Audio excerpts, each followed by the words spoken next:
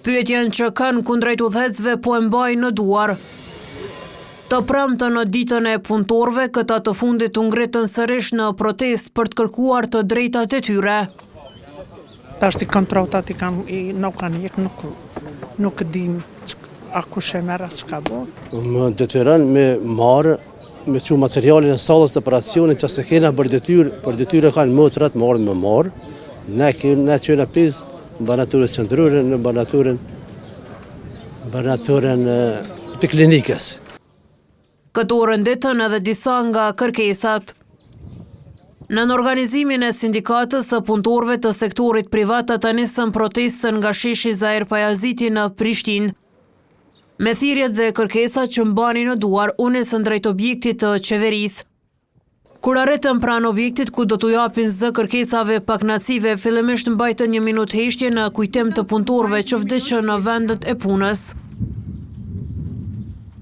Në emër të punëtorëve, Raba Dushi theksoi vështirësitë që përballen çdo ditë.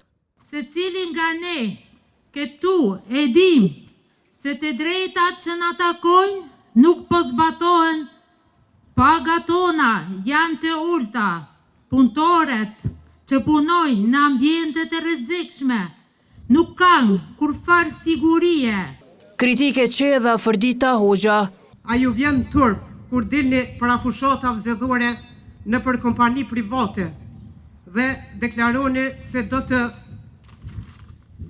luftoni me mish e me shpirt për punëtorët e sektorit privat, ndërsa në fakt luftoni për veten. Përfaqësuesi i sindikatës Jusuf Azemi tha se punëtorët po paguhen edhe nën pagën minimale.